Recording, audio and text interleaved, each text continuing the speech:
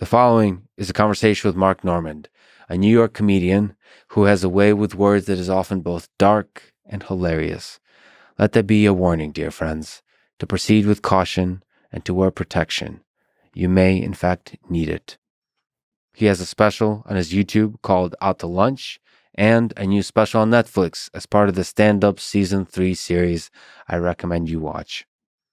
This is the Lex Fridman podcast. To support it, please check out our sponsors in the description. And now, here's my conversation with Mark Normand. I asked Tim Dillon about Bukowski first, so let me continue on that tradition and ask you about something that Charles Bukowski said about love. Wait, are we rolling? Yes. Oh, geez. No hello, no nothing. Nope. I thought I was robotic. Bukowski said, love is a fog that burns away with the first daylight of reality. So, Mark Normand, let me first ask you about love. What are your thoughts about love? You talk about your relationships quite a bit. Do you think love can last?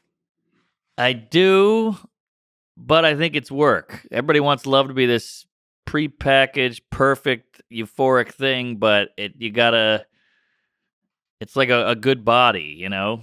We're all born with a good body, but you got to keep it in shape, and it's the same with a loving relationship. I think you... Nobody wants to do the work. That's the problem. You talked about, I think you told a story about being unfaithful to a previous girlfriend or something like that. I think the story goes that you were like drifting apart.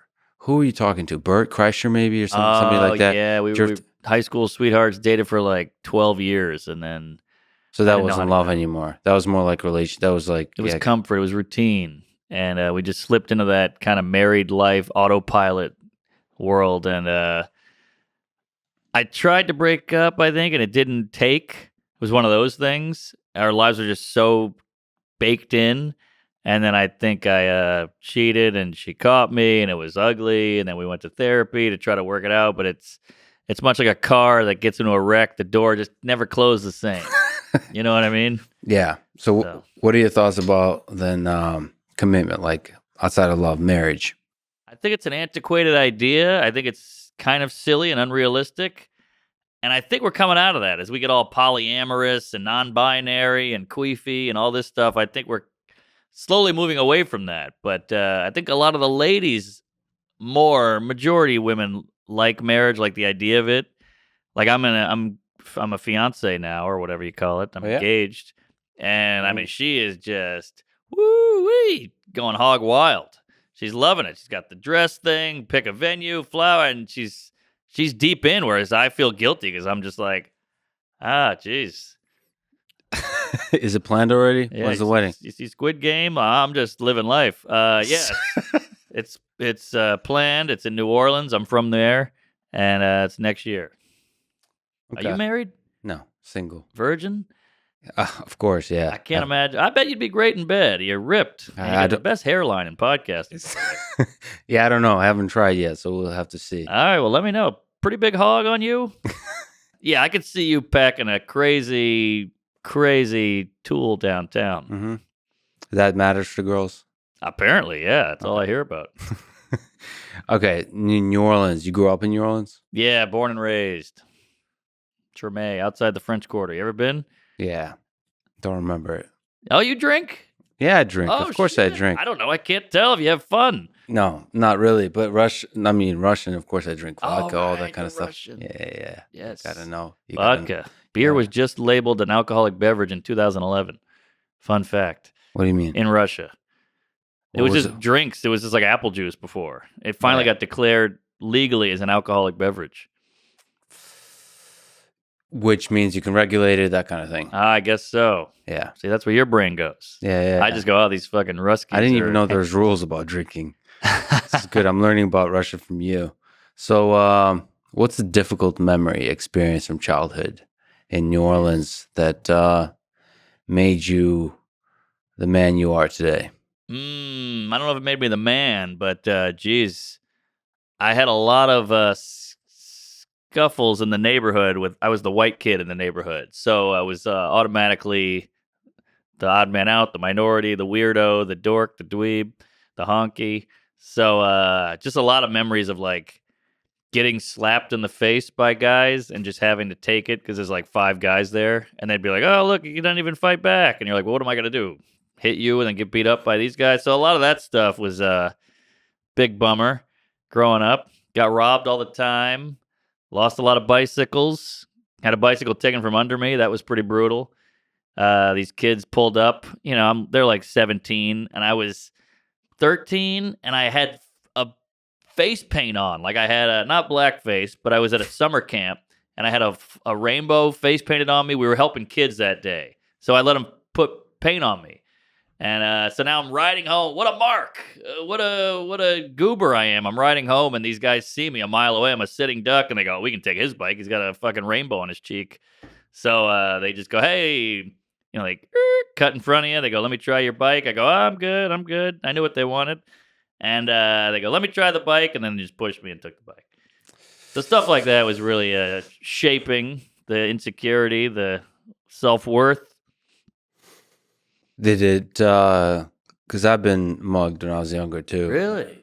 Yeah, it changes your view of human nature a little bit. For sure. You go, wow, I didn't know people could be this mean, this Yeah. cruel, Yeah. inconsiderate. I'm always worried about it. Did I fart too much? Am I annoying? Am I pissing this guy off? But what a way to live. Just, I want the bike. I'm taking it. Fuck his feelings. For me, that quickly turned into realizing that that's just a temporary phase that those folks are in. Like they have a capacity to be good. Sure. Like, for some reason, for me, that was a motivation to see, can we discover, can we incentivize them to find like a better path in life? Like I wasn't like all like, I don't know, Gandhi about it. Of course I was pissed and all those kinds of things, but I don't know, it seemed like just the kind of thing you might do when you're younger. You hope. But there's adult crime, obviously. Yeah, I know, but yeah, exactly. And then it solidifies, and then you're Right. beyond saving at some point. But it's like there's always an opportunity to make a better life for yourself, to become a better version of yourself. Yeah, and I remember coming home crying with no bike, and my parents are like liberal to a fault. Yeah. Where they were like, "Oh, well, they need it. They're poor kids in the neighborhood." And you're like, "All right," but I also like have a bicycle that I ride around, and I also like to live in an area that's not just riddled with theft and vandalism. But they were just like, they need it, and then it was a moot point. We just moved on. So I remember very young being like, "All right, I gotta figure my shit out." Okay. So you said you were beat up quite a bit, like bullying and stuff? Pushed around. I was never hospitalized or anything, but you get a black eye here and there and a bloody nose, stuff like that. And it was just the outnumbered thing. The violence didn't really bother me because you're just kids, you're boys. Yeah. But it was the predatory, let's get him, we can take him down. He's an easy target. That's what kills you. Yeah. The mental part. Yeah, until you actually said it, I didn't realize, because I've been in, what do you call them, scuffles, Mm-hmm. and there's just one that stands out to me where, Let's hear it, fatty. Bring it on. And you do jujitsu and all that stuff, right? Yeah, I can see the guns through the suit. You're like John Wick. All right. All right. Well, I used to have. Now you're gonna start making fun of me. I used to have long hair for like a couple of years. I was in a band playing music and stuff like that, and there was like most of the fights I've been in were basically one-on-one, maybe a little bit like a little extra stuff, but not outnumbered. And this one particular time, I've learned a lot of lessons, but one of them was there was a fight started between me and this other person, and then his buddies, I guess, were there. Uh-oh. And they, as opposed to like breaking it up or letting it happen, one of them grabbed my hair. Ooh. It's the first time anybody used my hair in a fight, which I've since then realized that that's actually a really powerful grip and a powerful weapon. Yeah. Oh, very vulnerable of you. And then my head got pulled back, and they pulled me down to the ground. Like I couldn't do anything. It was so. I remember being exceptionally frustrated. Yes. Like that was the feeling. Like I can't do anything here. I'm like trapped. And then they were just like kicking me and hitting me and stuff like that. And the outnumbered part of it, because I always kind of remember the trapped part, because I just hated, from a fighting grappling perspective, how like the feeling was this isn't fair. Yes, that's what it is. It's a deep, deep unfairness Yeah. that you just can't win. The mob wins. Yeah, the mob wins. Scary stuff, but it makes a man out of you in a weird way. That builds character. You realize life isn't fair early, and you Yeah. go on from there. Yeah. So there's something there. And look at you today. They're probably eating out of a dumpster at a Krispy Kreme, and you're here. Got 8 podcasts. You're doing great. You're talking to giant titans of the industry. No, I do remember returning home that night. I mean, that you said you were crying. That's really formative. Like, oh yeah, that's the point at which you get to decide, what do I make of this moment? I mean, especially when you're younger, maybe it's not presented to you that way, but like some of the greatest people in history were bullied in these kinds of ways, and they made something of themselves in this moment, like bullied by life in some kind of way. It's like an opportunity for growth. It's weird, but like hardship, even in small doses, is like an opportunity for growth. Totally. I mean, look at Richard Pryor. They say he's labeled as the best comedian of all time. Grew up in a whorehouse, watched his mom get plowed by these guys in the middle of Indiana, I want to say. And just who had a harder life? He would suck dick for drugs, all this stuff growing up, beat up. And then the weird thing is, oops, sorry, that's my birth control alarm. And then the whole world is like trying to get rid of bullying. But we still do bullying, but now it's accepted bullying. It's very strange. So you're a proponent of beating kids up? Is that what you're saying? Yes, and sex with them. All right. But no, I just think it's part of life, and it's horrible. It's like rain. You got to have it. Look, a rainy day is a bummer, but you need it. And I think it's similar to that. What was your relationship like with your mom, your dad? Well, what are some memorable moments with them? What did you learn from them? Good parents, giving, thoughtful, a little out to lunch. They were workaholics, so it was hard to get a lot out of them. And my dad was kind of an angry dad. I think he just had like a weird childhood, and he's just trying to make it, and he's trying to provide, but it's hard, and we live in this horrible neighborhood, and we're getting robbed all the time. So life was kind of coming down on him all the time. So then he'll take it out on you or whoever. He would snap. But great parents, they cared. They put us first.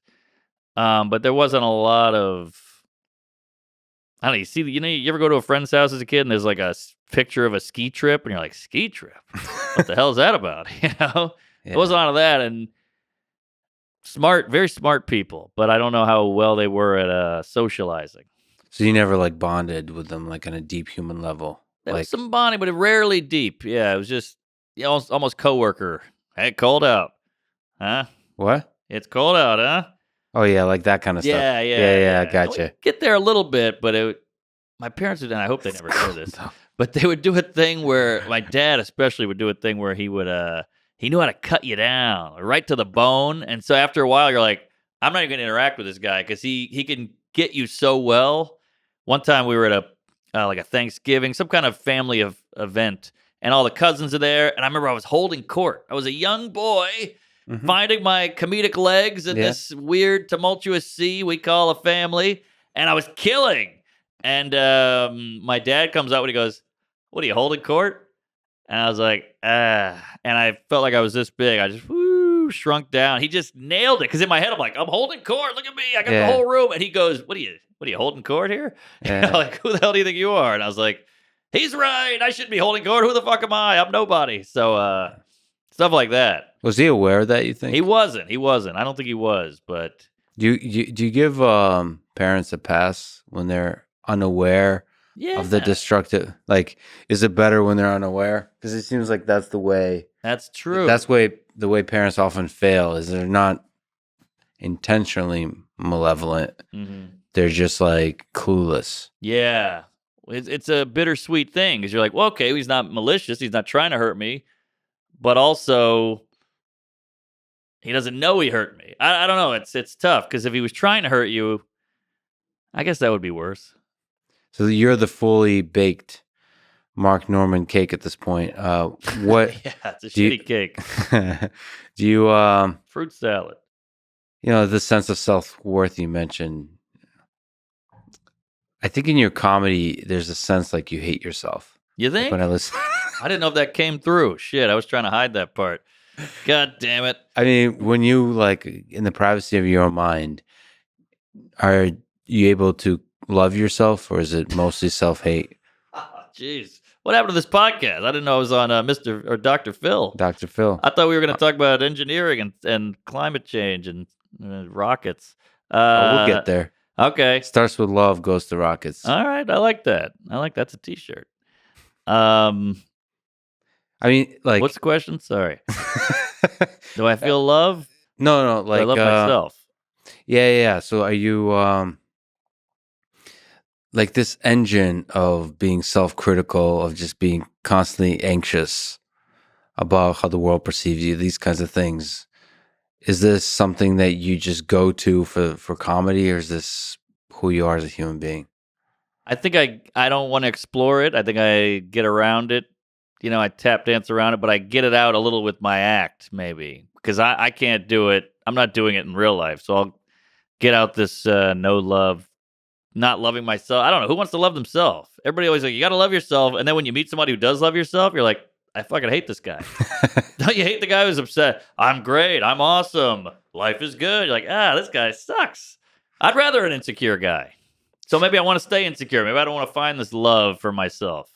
Well, okay. So self-love, like just appreciating who you are, or like appreciating the moment, or being grateful, doesn't have to express itself by the guy saying, I'm awesome. True. It's more just like humility. It's just like walking calmly through the world and just being grateful to be alive, that kind of thing. And just That's good. And like being appreciative of all the accomplishments you made so far. I say all this because mostly I'm extremely self-critical in everything I do. Yeah.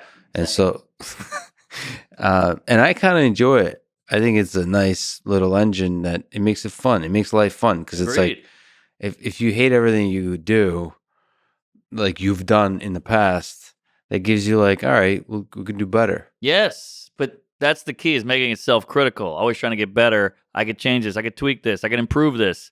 When you just go, I hate that I do this. I suck. You just shut down. So that's the key, is always being productive with the criticism. Yeah, and the basics of life, I'm just like grateful for it, to be alive. That's nice to be couple that with two legs, self-criticism. Again, the hairline, the hog, the muscles, the world. You got a good brain on you. I mean, you're lucky. You're in the top. You know, most people are fat as shit at Burger King right now, hitting their kids. Yeah, you're in a Ramada hotel, sitting with a low-level comedian. For the record, I ate Macdonald's last night. So all right. Well, you're human. Well, just so you know, this is not me defending. I'm not sponsored by McDonald's, but I mostly eat meat, and there's nothing wrong with the beef they have. It's actually one of the easiest ways late at night. I think it's horse. I don't know if it's actually cow. It's actually rats. Yeah, you're right. But hey, it's just meat. I'm a meat guy myself. They say in 20 years we're going to look back and go, can you believe people ate meat? It's kind of going to be like slavery. Yeah, there's some ethical, difficult things with factory farming. Yeah, so let's ride it out now while we still got it. And now it's on record. Tom Waits said something about New York. You like Tom Waits? I think he's underrated. I think he's great he's great at quips and quotes. Check him out on YouTube. He's got some montages and supercuts of him being hilarious. What does he say about I'd rather have a bottle in front of me than a frontal lobotomy? That was the one. That was the one that line. sold me. I was like, this guy's awesome. Yeah. But his music, because he's just a genius musician. Yeah. Anyway, he was talking about New York. And I was walking around I'm in New York right now. We're in New York right now. It's still a magical city to me. A lot of people are quite cynical about it, about the state of things. But Rogan. not like Michael Malice. Like a lot of friends of mine, they're just a lot of folks. I mean, San Francisco, New York. There's something about the pandemic where people have become quite cynical about the place they are, and they try to escape. It's interesting. I mean, they're asking some difficult questions about where they are in life. They're having like a self-imposed midlife crisis. It's good, I think, for everybody to go through this process. But I hope New York reemerges. It will. As the flourishing place for the weirdos. Anyway, Tom Waits said, New York, of course, is to be in endless, surreal situations where a $50,000 gunmetal Mercedes pulls up in a puddle of blood, and out steps a 25-carat blonde with a $2 wristwatch. Woo! And he keeps going on. So like it's like That's like bars. He's like a rapper. yeah, he's good. But basically, just the absurdity of it all. Lots of money, lots of weirdos, degenerates, and dreamers, and the whole mix of it. Do you think that's an accurate description of what New York is today?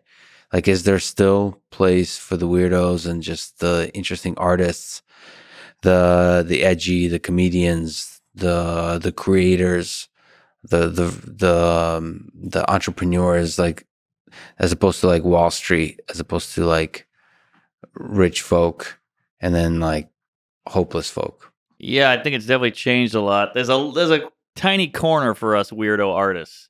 New York used to be where you went to make it as a painter or whatever, a comedian or a singer, and there were all these dives and shit boxes and all these places you could go. And now now it's more pink berries and Subway sandwiches and Chase Banks. So it's definitely lost a lot of its creative edge. It's just money. Money keeps coming in, and now you see all these comedians move to Nashville, Austin, Denver, whatever. So it doesn't have the power it used to have of like, you gotta be here if you want to make it. That's definitely gone. So that hurt the city a lot. The city is way more soulless.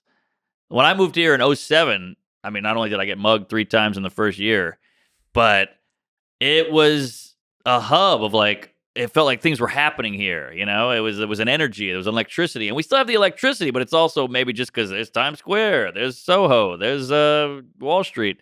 So we got the staples, but there is a little bit of that. It's almost like a marriage. Like, yeah, we're in love, but it's not as passionate as it once was. That's how I would equate New York. What gives you hope? You're pretty hopeful about it, though.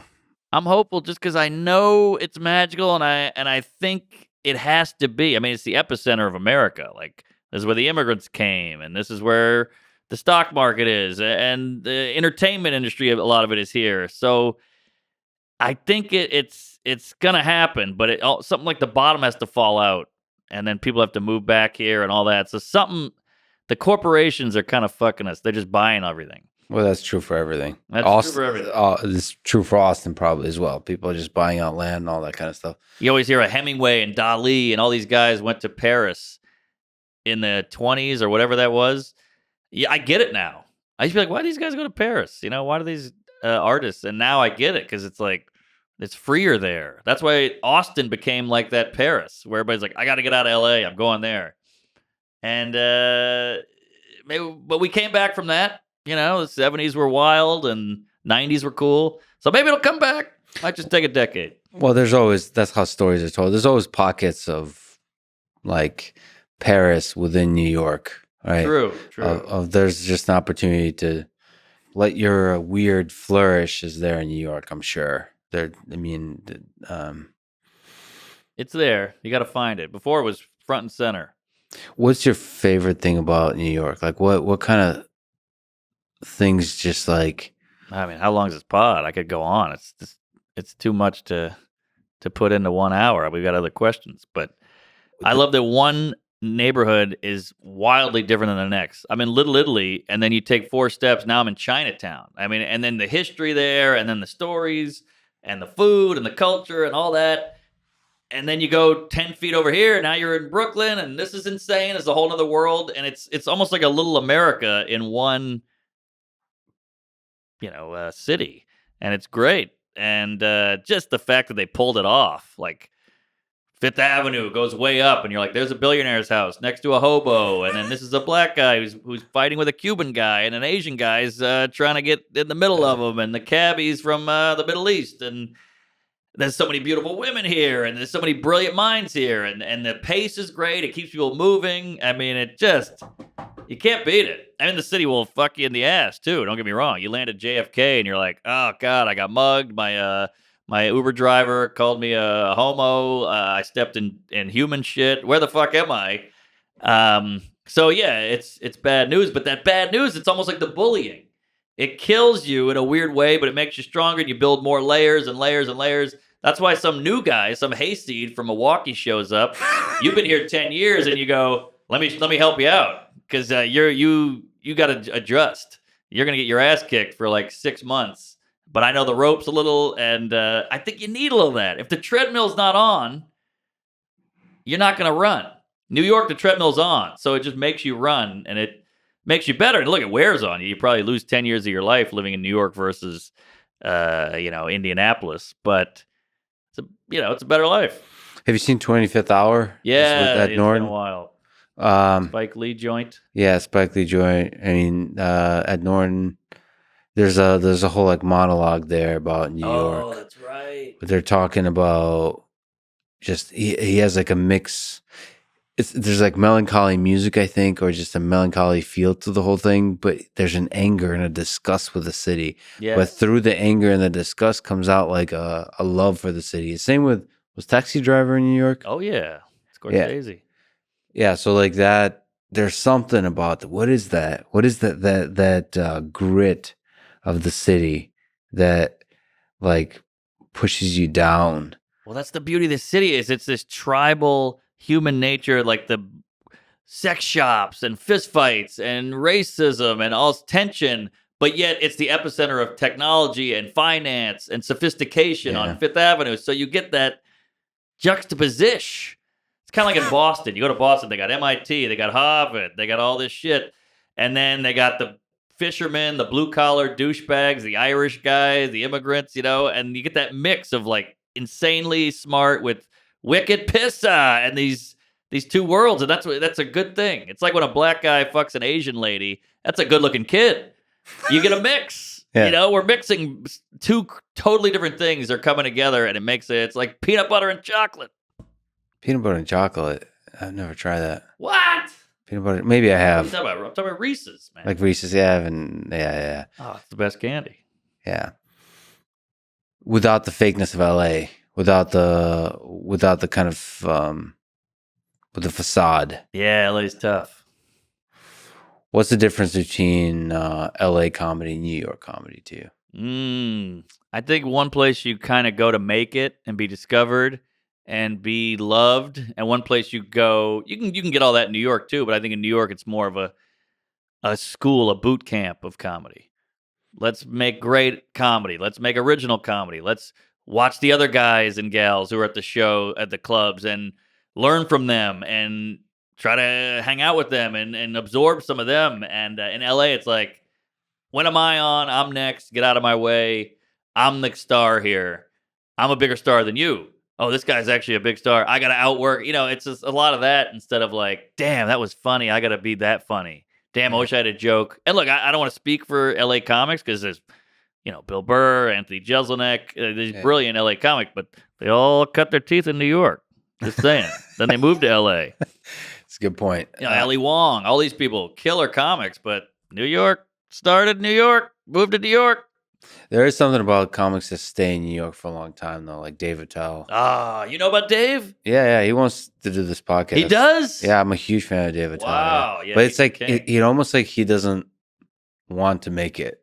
I don't know. I mean, you probably know him, but like, it feels like you just, maybe it's romanticizing it, but you're like, you almost just love the art of comedy, of like becoming funnier, crafting the jokes, becoming funnier than the other comics, like competing with each other kind of thing. Not over like money or fame or any of that. Just purely the comedy of it. Totally. That's Dave. That's him in a nutshell. He's like that guy in the movies, in the 80s action movies where they're like, they go up to a creek in Montana and some guy's living in a cabin and he's sharpening a stick and they go, the Russians are coming. They're invading. We need you. You're the best commando. And he's like, I gave that up, man. I'm done with that lifestyle. They're like, but you're the best. We need you. And he has to suit up eventually. He looks at a picture of his dead wife and he goes, fuck it, I'm going. And then they, fight the Ruskies.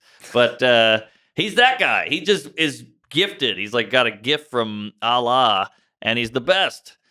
Yeah, a lot of comics give him props. It's so surprising to me. I didn't, because it's surprising to me because he hasn't really made it like big. He did in the 90s. He was huge. He had his own TV show. He was the that show was awesome. But I mean, like as big as I think he deserves to be. So well, that's art. The mainstream shit is always the worst. It's like McDonald's versus some hole in the wall. I know I'm shitting on McDonald's again, but it's good. And certain comics we could name are good, but the delicacy is going to be less talked about and less household namey than the mainstream hacky shit. Yeah, it's funny because he hasn't. I think he was on Joe Rogan's show once, maybe. Yeah, once or twice. And he was with somebody else. Jeff Ross. Yeah, he might have been with Jeff Ross. Oh yeah, because they did that like 2 mics thing, Bumping whatever. mics, yeah. Yeah. But he's the quickest guy. There's He's no so one quick. funnier. Yeah.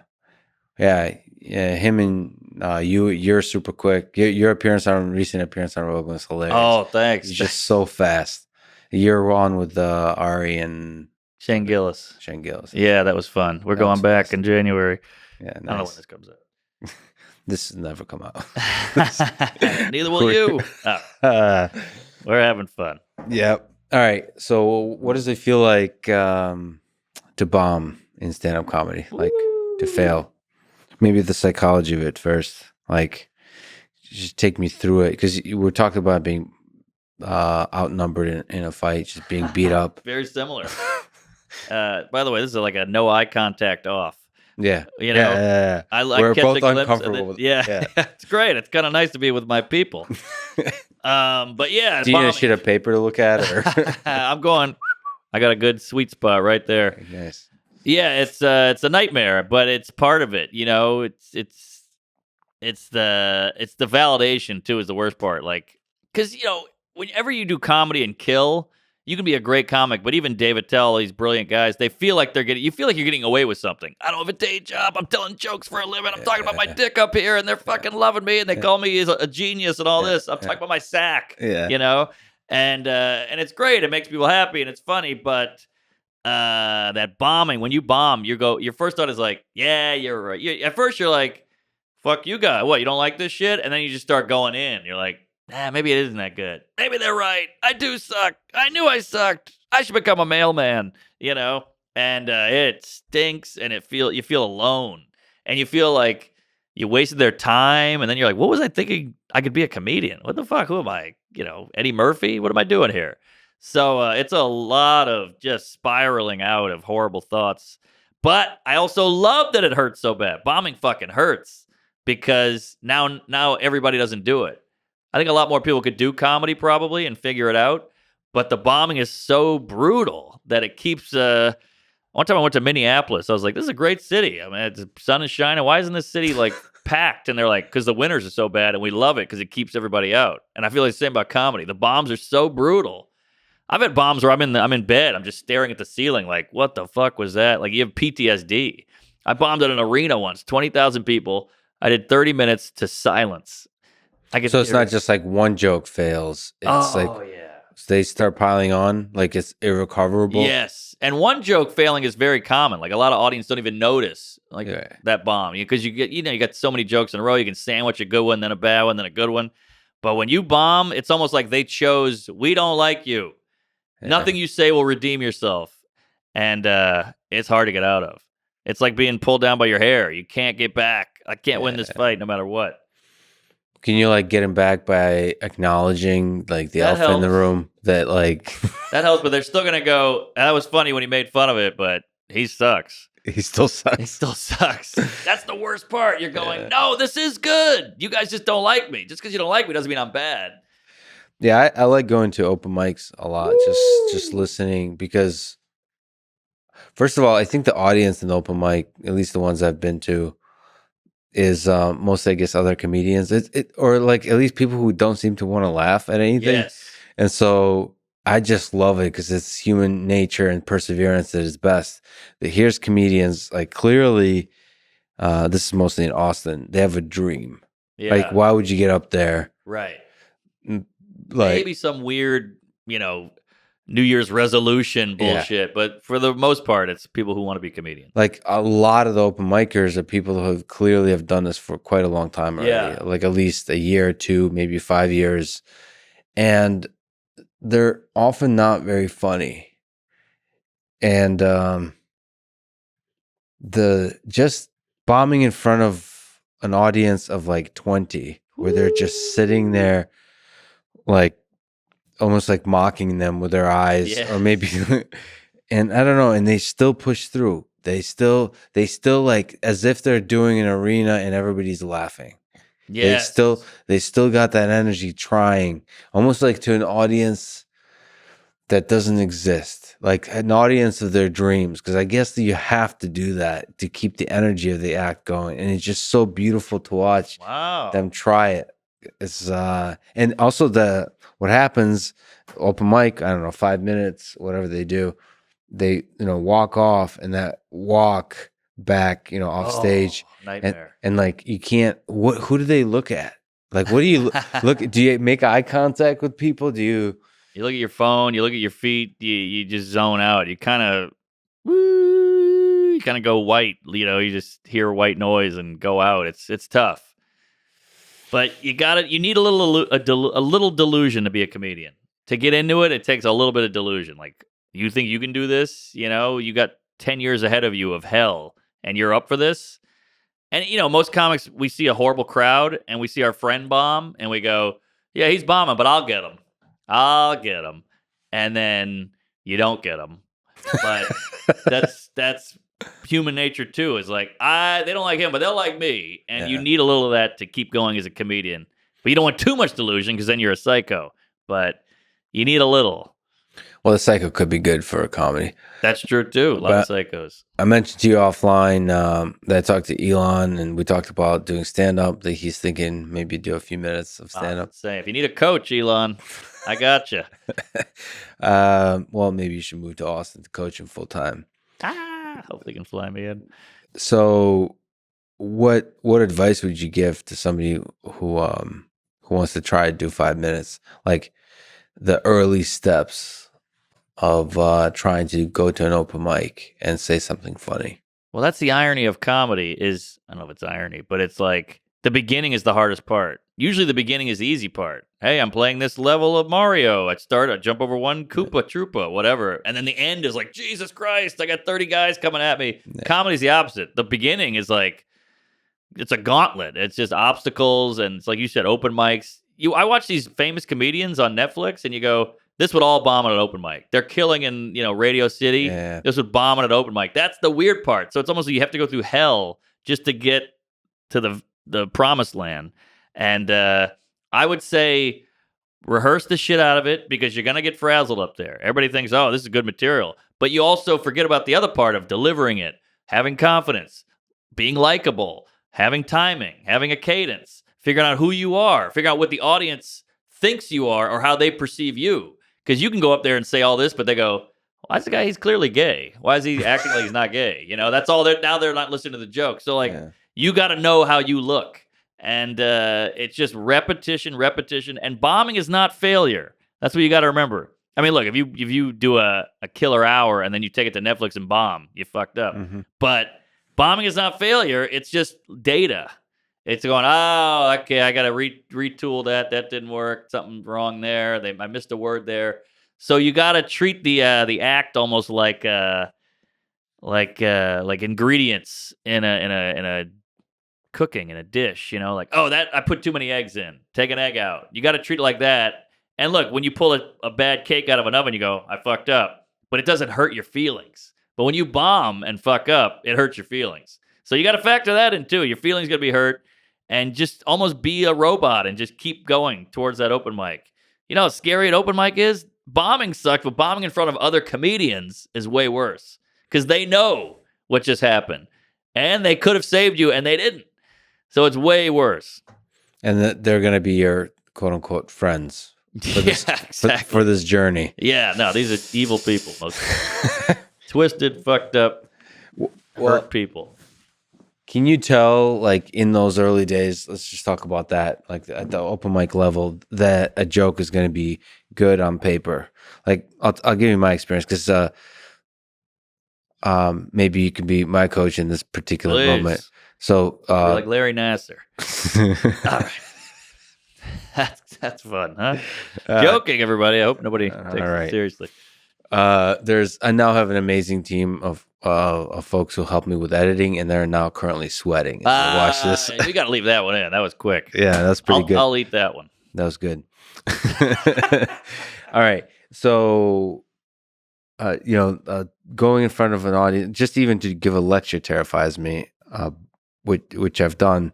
Mm-hmm. But open mic, I mean, that to me, perhaps that's why I like going to open mics and listening, is because it terrifies me so much, that idea Yeah. of going up there and bombing. I mean, it's scary. And to do even like 1 minute, to be honest, is scary. And 5 minutes, I'm also watched enough open mics to realize that 5 minutes is a long time. I mean, it depends on your comedy, but if you're doing fast stuff, 5 minutes is a really long time. Oh, it's eternity.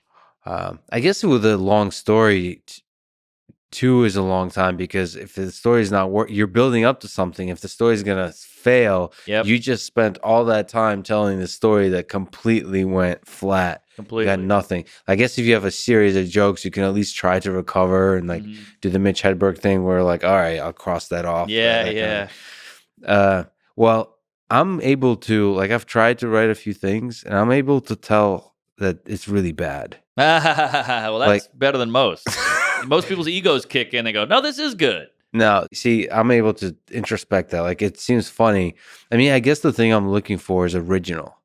Like, there's easy stuff that you think is funny, but to me, originality is the thing you should be looking for, because then that's what's actually becomes funny. Like, or rather, if it's original, even if it bombs, that feels like more a beautiful art creation that you did. Like, at least you swung for it. Like, you did something unique. Because there's, like, even with open mic, your first 5 minutes, there's so many. Just go to enough open mics, you'll hear like there's like a list of jokes that you can just go to. First of all, you can make fun of the fact that you're at an open mic, that you're like doing this the first time, and so on.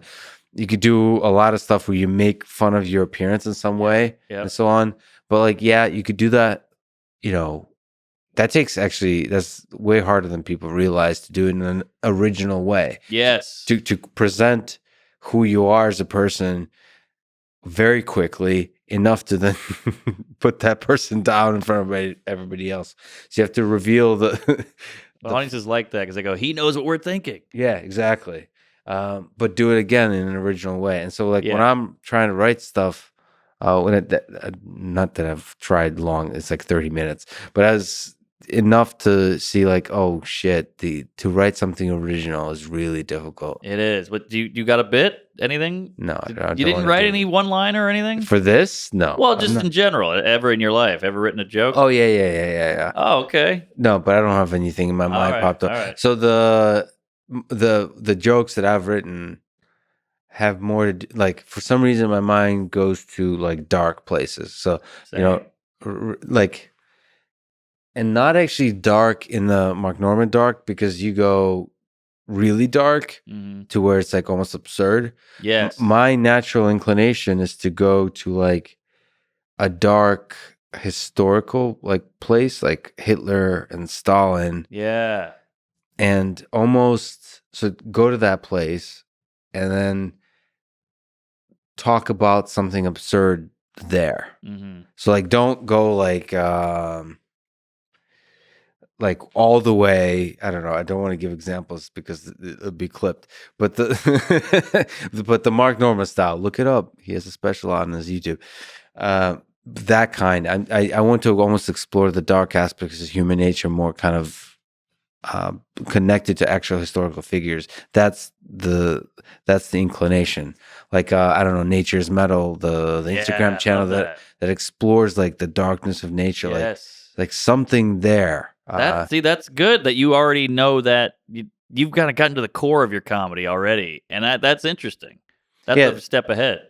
Yeah, I can hear. I mean, with most things that I do in life, I can like hear the music from a distance, like in myself. Like, okay, if you have anything, this is the direction it'll be. Yeah. Without actually knowing exactly all the steps, and that's a nice motivation to be like, all right, well, if you do this for a long time, maybe you'll have a chance to get there. Right. But you have to. That's where it's a feature to be super self-critical, I think. Yes. But then that's why it's fucking terrifying to walk up to a stage, stand there, and probably forget everything. Yeah, that's the other part nobody thinks about. Just goes right out of your head. You go fight or flight. It's ugly. My first years were horrific bombing, horrific stammering, horrific not remembering the punchline. Like, maybe you got a setup going and they're kind of on board and you're like, how's that? I can't remember how it goes, and you just hate yourself. It's a nightmare. But you've already kind of, maybe if you haven't done stand up or whatever, but you kind of know your voice, and that's pretty advanced. So you're not trying to be somebody else, I guess. Yeah, just for having done like podcasts and lecture and so on. That helps. I've already done some of the work of the stand-ups do, which is embarrass yourself in front of others for prolonged periods of time. Yes. Yeah, so I've done that without actually developing the funny. Right. But maybe the funny just is not that difficult to develop. No, it's super difficult, of course, but I mean, maybe the essential work of a stand-up comedian is just the embarrassment of like finding who you are. Yeah, that's a part of it for sure. You know, in the beginning, you're like, water bottle. What's funny about water bottle? I'm a funny guy. I can make this funny, but that's not it. You know, it's your shit, like your dark stuff. For me, I tend to gravitate towards dark, but in a weird way where, you know, people will say like, hey, don't objectify women. But then they go, Caitlyn Jenner's beautiful. And you're like, well, wait, I know something's off here. Mm-hmm. Why can you objectify her, but not the supermodel? So what's going on there? And I like to play with that. So I have this joke where I say, Caitlyn Jenner, women go, Caitlyn Jenner's beautiful, beautiful woman. I go, well, you look like her. And they go, fuck you. And you're like, there's a lot of truth there. Yeah. But I like exploring that kind of, you're trying to get one over on me, or you're lying to yourself, or what are we doing here? And I like that kind of comedy. I don't see color. Well, I'm black. No, you're not. You know, that's fun because you're lying. Okay. So, like, big time comedians such as yourself don't like to think of yourself in this way. But here we go. Yeah, this is like where you over philosophize comedy. But yeah, definitely. It seems like comedians don't say important. Nothing worse than a comedian who thinks they're important. Yeah. So I was going there. I was trying to find, as I was trying to say these words, I realized how cliche it is and how uninteresting it is. So I'm going to just, but there is something. I'm worried this whole thing is uninteresting. I'm like, who cares about comedy? There's like 6 comics on the planet, but nobody cares. Okay. This is just, I trust you in the pilot seat. You know what you're doing. You got listeners. They've tuned out long ago. We gotta get Dan Carlin on here, huh? Is he around? Yeah. We're just going back and forth on Twitter just now. I'm a huge fan. He was on here before. He'll be back. He's great. I've been actually really trying to volunteer myself aggressively with Dan Carlin for like a Russian episode where I could speak Russian. There's certain documents. I talked with Jocko about this too. Certain things. I mean, I just love the challenge of bringing Russian documents that I can read in Russian and it can translate and can try to capture the depth of the writing in the Russian language and communicate to the American audience. So much is lost in translation. Like there's so much pain and poetry in the Russian language. It's just connected to the culture. I mean, every language, not every language, but many languages are uniquely able to capture the culture of the people. I mean, in some way, they're the representation of the culture of the people. And so Russian is definitely that. It like represents the full history and culture of the 20th century with all the atrocities, all the broken promises, all those kinds of things. Norm says Russian literature it's the most tapped into human existence than anything else. Norm Macdonald. Yeah. Big Russian literature guy. Dostoevsky, all that shit. It's funny that there is a gap with comedians too. There's a culture of Russian comedy, like stand-up comedians that are totally. Is that right? Yeah. I don't know these Russians. I mean, I don't know today. I mean more from the 80s and 90s, and so there was a Yakov. That's all I know. That's not. So there's like, of course, that's. I've never seen you that offended. No. It's not offended. There's a different. There's like the Kinnisons and there's the edgy. Is that Russian? What do you mean? Wait, I thought you said there was Russian comics. Yeah, Russian. I mean, I'm comparing them. I'm giving you like a style, a darkness. Like that's the kind of people that kind of challenge. They give, again. This is to how important comedians are. Is they give a voice to people where in the Soviet Union you really can't. like express your opposition to the government. And so comedians are exceptionally important there Mm-hmm. for just I don't know, channeling the anger, even when sometimes it's not the actual opposition to the government. They're just channeling the anger, the frustration with the absurdity of life. Like, when there's a shortage of food, shortage of jobs, the absurdity of the bureaucracy, like the top heavy government, Mm-hmm. just all of that can only sometimes be expressed with like dark, absurd humor. And that I agree. actually, why there's a culture of that kind of humor. You gather around the table with vodka, Yeah. and all you can do is just talk shit Yep. and just Be offensive, say horrible shit, ball bust. I mean, I make school shooting jokes, and people go, "How do you do that?" I'm like, "Well, maybe that's how I deal with it." yeah. Like how come I gotta empathize the way you do? Maybe we're different. All right, so now let's skip the whole open mic thing and crafting jokes. Oh yeah, it's tough. Kerouac said, "One day I will find the right words and they will be simple. When do you know the joke is done? It's perfect." You're somebody that does like really sharp, like fast jokes Oh, well. thanks. So like there's somebody, I don't know who you see yourself in the same school as, like head you're you're Mm. you're darker and faster than Hedberg, I think, in terms of like just I don't know, the turns you take are very Thanks, I appreciate it. I think I got some Norm Macdonald and no Norm, maybe that's right, Norm. Yeah. little obviously Norm, but Chris Rock was huge for me. Old like '90s Chris Rock was like I didn't know you could do jokes like that. I always loved George Carlin and Groucho Marx and Bill Murray. There's so many different types of comedy, but when I saw the Bigger and Blacker, Bring the Pain, I was like, oh my god, this like it hit me. So that was big. And then Norm's just like the funniest guy on the planet. So him being the smartest guy in the room but acting dumb was great.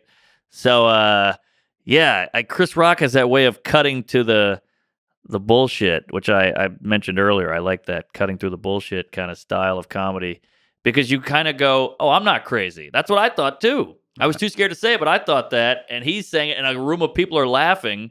Maybe I'm not an idiot. So that helped me. So it's observational, but not Jerry Seinfeld observational. Yes. It's like go into the darker thing Yeah, to like within Seinfeld's society. great, but I like him too. But seeing it, doing it about stuff like in your life, society. Yeah, race, gender, government, Yes. politics, all that kind of stuff. Exactly. Just getting in Exactly. there. Sex, human emotions, jealousy, whatever it is. That's the good stuff. How'd you feel when Norm passed away? That was a bummer because he was, 61, and I just didn't see it coming. And I've watched so many hours of his stuff, and I've met him, and he was like this comedic bar, like, hey, we got Norm. There's so much shit comedy. Then you see Norm, and you're like, this is next level. This is savant type shit. And then to lose him is like, Norm had 20 more years at least of just content and thoughts and his point of view, and we'll never get that, and that sucks. Yeah, there is something about artists like Jimi Hendrix dying too early. It's like you wonder what was next. Yeah, what was next? But then part of it is like, it all ends for all of us, and it's like walking away early is it's kind of admirable. It's almost like I did a pretty good job. Yeah, I'm good with that, and especially the way he did, which is not telling anybody. I know. 9 years, his best friends didn't even know. And in this world of like victimhood, and I need clicks, and I need people to love me, he got canceled and yelled at and in trouble, and he could have pulled that cancer card, and he never did. I mean, the integrity on this motherfucker. Did you get a chance to interact with him? Like what? How often did you meet him? I met him once at the Comedy Cellar, and we chatted for 5 minutes, and then he went on and did the Letterman set that he did. He was running the Letterman set, and sweet guy, nice guy. I didn't know him that well, but I mean, he's just brilliant. And I also love a brilliant guy who does stupid stuff. Mm-hmm. That's a fun little combo there. Like silly guys who are actually brilliant also. Like Louis C.K. is a brilliant comic, and he'll do a a joke about farting on a kid. And you're like, that's great that he still finds farts funny and he's also this comedic genius guy. I Yeah. like that. And doesn't really acknowledge the genius. Yeah, Like that's yeah. I like smart people that are silly. Yes, that's a good combo. Like you said, Elon is silly. Yeah, Yeah, super that's silly. great. Yeah. Because we teach kids like, hey, put that down, stop that, quit cutting up, quit horsing around. But maybe that's some kind of sign of brilliance there. Yeah. Being like childlike and silly is a kind of wisdom. I feel like those people are way wiser than the people that, no offense to me, wear a suit and take themselves way too seriously. No, but you got a spark in you. A little bit. You got a little, what's Something. the word? Not elf. Imp. A little imp in you. Give that a goog. You know about imp? Yeah, let's look up. Mischievous. It's like a little. Is that a Tolkien character? Imp. Yeah, it might An be. imp is a European mythological being similar to a fairy or a demon. Are you calling me a fairy? What? Frequently, no. Okay, similar to a fairy or a demon. Ooh, I feel like that's a big leap. Big leap. Yeah, that's not a great info bio there. Frequently described in folklore and superstition, the word may perhaps derive from the term imp, spelled with a Y, used to denote a young grafted tree. Oh. It's a little mischievous. You got a twinkle. You're this serious, buttoned-up guy, but there's a twinkle. There's a twinkle. Wow. And the audience can see the twinkle, and that's why you resonate, I think. I'm sorry. Deep analysis by Mark Norman, psychological analysis. Okay, but then back to the crafting of the joke. You said Chris Rock and Norm Macdonald. Like, what for you? How do you know when the joke is like done? Are there some jokes when you're like are proud of? Like, wow, that's well done. Yeah, the joke is done. It's a tough question because there's so many different kinds of jokes. There's what we call a chunk, which is a big idea with a bunch of jokes in the middle of it, and then a big crescendo at the end. Or there's a one-liner, or there's a tag of a joke that's also a joke. So the jokes come in different. Like I have a joke where I say, "I met my girl on that Jewish app." What's that Jewish app called? PayPal. Nice. That's the reaction you want from the crowd. But it's a fun turn because you say your thing and then I hit you with a misdirect, and that's what a joke is. A joke is basically me saying something that makes sense, but you didn't see it coming. Yeah. And that's a perfect example of that. So that joke took forever to figure out, by the way. And you have to go through different services like PayPal. Venmo. Like, what's funniest? Exactly. And I figured PayPal is funny because it has the word pay in it. Yeah. Venmo, it's also not really a good word. Venmo, PayPal. It just hits better. Yeah, PayPal is funnier somehow. It's funnier somehow, and that's the beauty of comedy. There's a weird little magic into it. You can get technical all day and formulaic, but there's still that little bit of fairy dust that you don't know why this is funnier. Or imp dust. Imp dust. Yes. With a Y. Okay. So you know a joke is done when it kills, and there's a roundness to a joke when you feel like this is buttoned up. This is done here. Yeah. Is simplicity the right word there? Yeah. Is it like you're chopping stuff away or are you adding stuff? Like, what does it feel like? Simplicity is always the best angle. I mean, you can get real high concept with a joke and still make it work, but the simpler, the better. I saw Dave Chappelle on stage once, and Chris Rock and Demetri Martin were in the back watching in awe. And Dave Chappelle, I can't remember the joke, but he said something about sex or women. And Demetri Martin goes, it's a little easy. And Chris Rock goes, that's why it's good. And I remember hearing that as some young comic, like, I'm getting this, comedy lesson right here from these two titans. And so that was fun.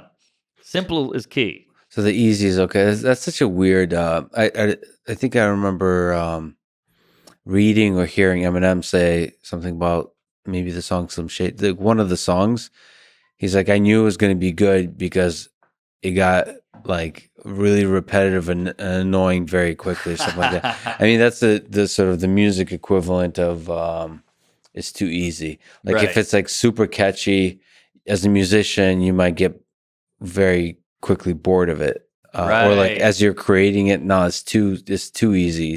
It's like there needs to be some more complexity to it. But I like complexity, but the best guys who are the ones who make complex shit look simple.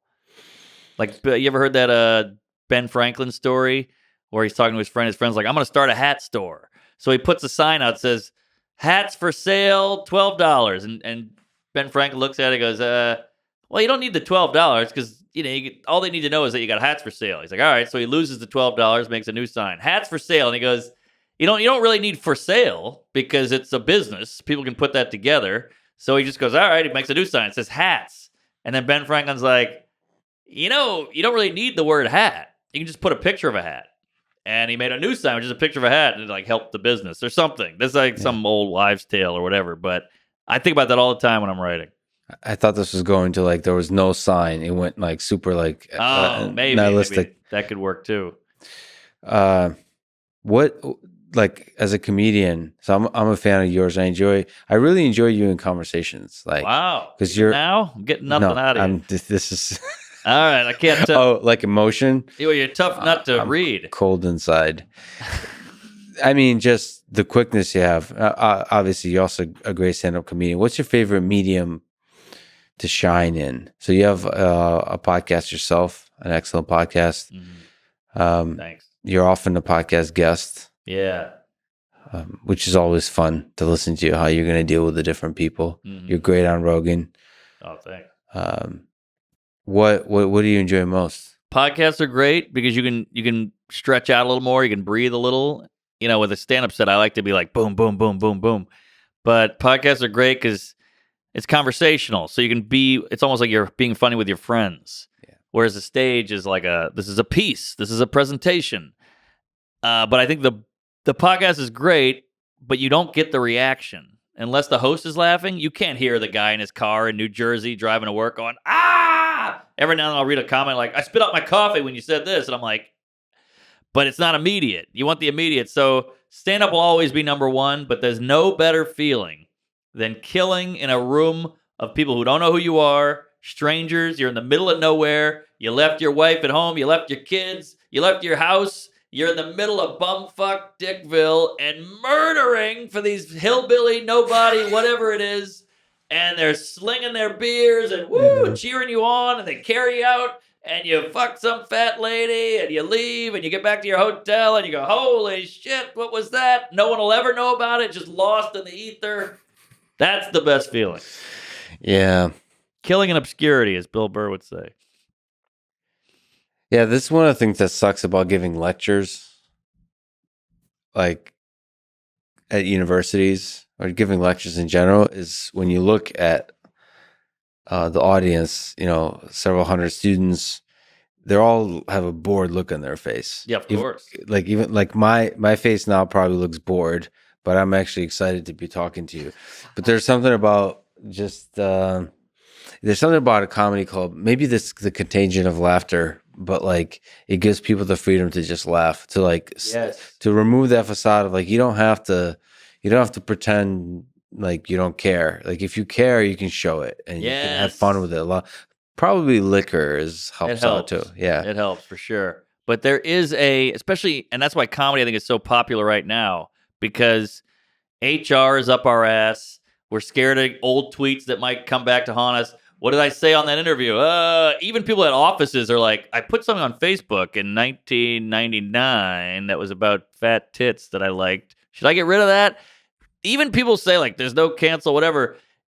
There is something in the air right now, and that wasn't there before. Yeah, it's the video. I'm a Karen. I got caught at Trader Joe. Whatever it is, people rat on each other now. Everybody's tattletaling because they want the clicks. It's a horrible society we've crafted. Yeah. But stand-up comedy gets you to come out, and now people do it at stand-up shows too, sadly. But it gets you to come out and let that inhibition down, like because we're all human. We've all had the fucked up thoughts, like, man, that guy's fat as shit.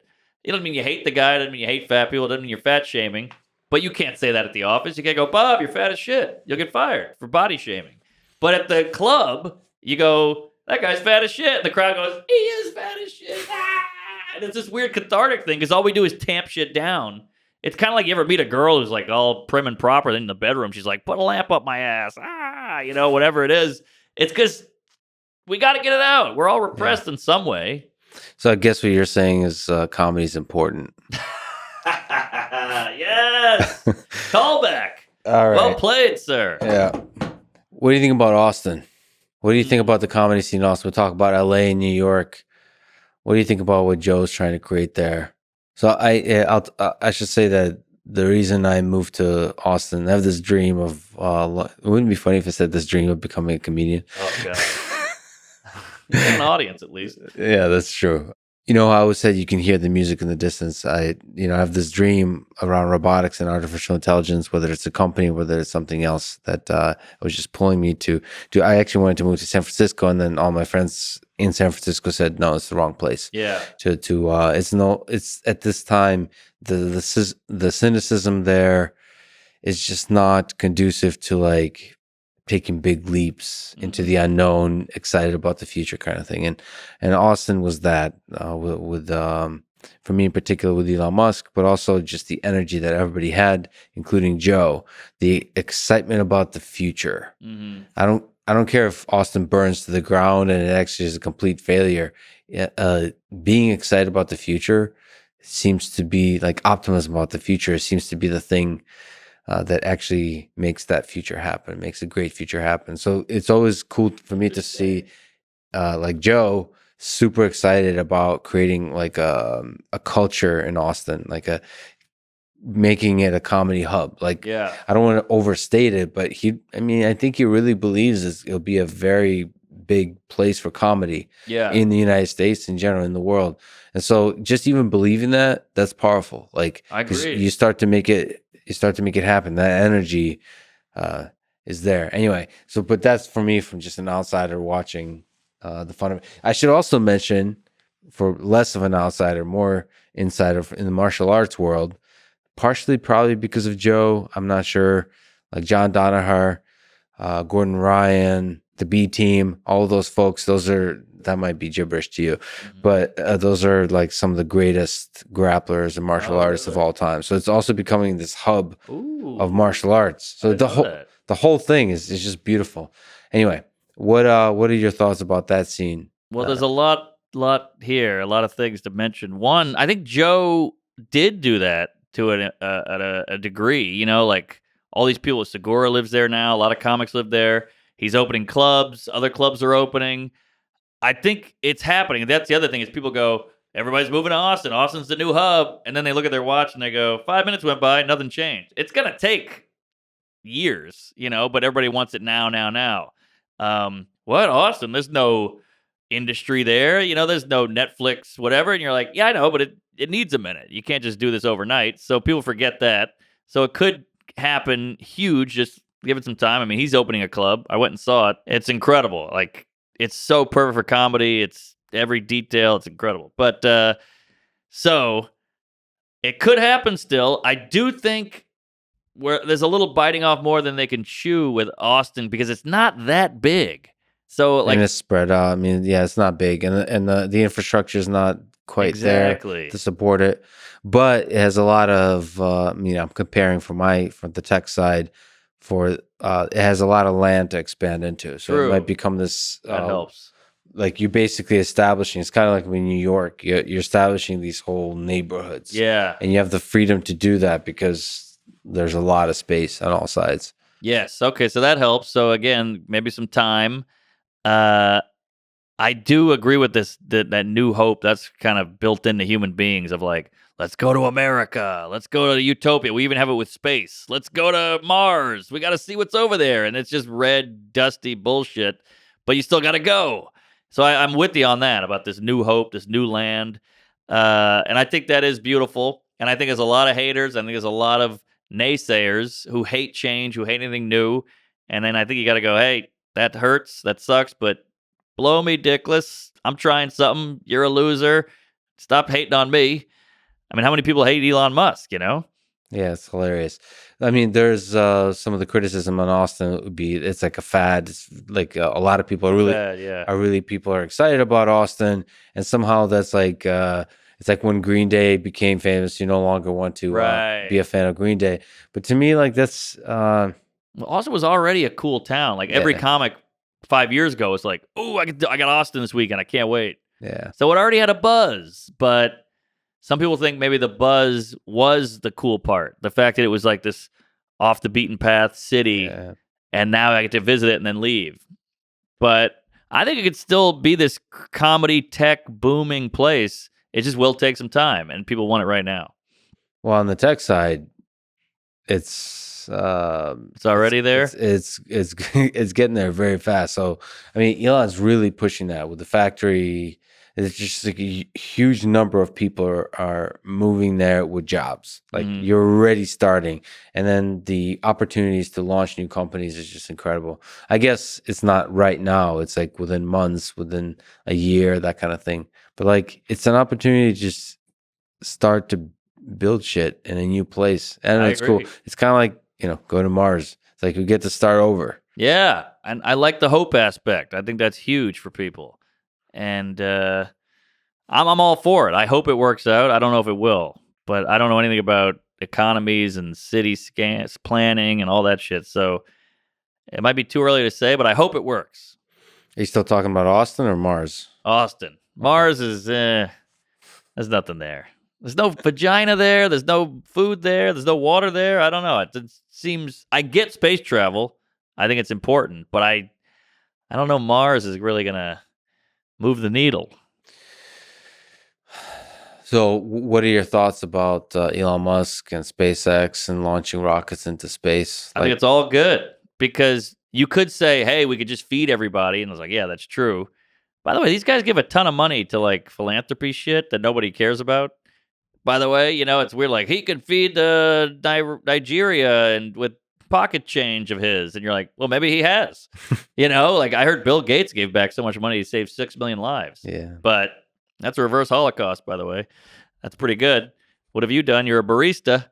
So, I just think I think space travel is good because you learn about the place you're living in from going to space. It kind of helps you learn about this more. You could say, what's the point of going to this other there? But it does help, I think. Yeah, doing difficult things in the engineering space seems to be a way to develop, like as almost like an accident, as a side effect of doing a really difficult thing in a team of brilliant people. You develop things like the internet. And you could argue that the internet maybe is not so good for society. No, I'm just kidding. That's good and bad. Yeah, but it's like a pull-up. You're trying to get your bicep going, but hey, but before you know it, you got decent forearms. But you weren't working on the forearms. You wanted to buy, but you got the four. And I think that's kind of what space travel is. I like how this like pivoted into to a workout routine advice. Oh, I'm trying to get an analogy going here. All right, they worked pretty well. I'll take it. All right. What are your thoughts about, since I'm a robotics person, I'd be curious to see like what do you think about the space at all? About, first of all, autonomous vehicles with Tesla Autopilot and Waymo self-driving car. I'm not sure if you're familiar with all the autonomous vehicles and so on. Yeah. So those are robots on wheels. And then there's also legged robots. So next time you're in Austin, you get to meet some of the legged robots I've been working on. And I find those kind of a fascinating way to explore the nature of intelligence in our computers, but also explore our own intelligence and also explore our own like what makes us connect to other living beings, whether it's dogs, cats, or other humans. Like there's some magic there that's beyond just intelligence. And I like when I have the robot dog, there's some aspect to it that, I don't know, brings me joy in a way that a dog does, in a way that a good friend does. Yeah, that's interesting. And I'm not sure if that's some kind of anthropomorphism, like where I'm projecting my hopes for this, what this thing is, but maybe a little of that. But it's kind of built in. I mean, it's just a source of joy. Maybe it's connected to the fact that there's just like a loneliness within all of us, within me, and it's just nice to have other things in your life that move, that recognize you, that kind of thing. I mean, I suppose it's nice to even just have a plant. Yeah, it is. Plant goes a long way. You see a guy with plants in his apartment, it changes the apartment because they're alive. You got to water them. You got to put sun on them. So yeah, I think there's something there, and I think you can see people's reactions when you show them advanced technology, like these dog robots or these robots that dance and shit. People are like, "What the fuck?" Like it hits home in some way, whether it's fear or you want to fuck them, clearly, whatever it is. But it does connect with you in some way. So I'm with you. And I think this is why I don't think robots will take over. You always hear that they're making them too advanced. They're going to wipe us out, blah, blah, blah. If robots get at human emotions, that is scary because they could get mad at us and kill us, and they're stronger and they don't need sleep, they don't need food, they don't need water, they don't get jealous, they don't, but if they have emotions, then I think we can dominate them. Because who knows emotions better than us? We've got thousands of years of evolutionary emotional bullshit. We can go, hey, robot, I heard your wife fucked that Black & Decker, huh? They're going to crumble. We can bully them. Emotionally manipulate robots? Yes, that's when we'll win. Yeah. Right now, they could kill us. They could just, we'd all die. Then we shoot them back. Bing, bing, bing, bing. That's no good. But if they do get emotions, then we can go, hey, you look like hell. What is that, a rusty bolt? Hey, you're dropping some oil there, you loser. I think we can win if they do get emotions. So this goes back to your father being able to undercut you with a single word. You're right. Yeah. So we're the creators of the robots, and then the robots will just you'll say the exact thing. Yeah. Where the robot will be like, that son of a bitch. Yeah. And then he goes back to his hole and just sits there miserable. Right. Yeah. Hardware looks more like software to me. You can't get it up. Yada, yada, yada. Yeah. But I'm not worried about robots. And I think what do you think about the self-driving cars? Is that just wiping out the horse and buggy? Isn't that just progression of technology? Yeah. So I don't know if you've driven in a Tesla, for example. I have. I rode in the passenger. I didn't drive it.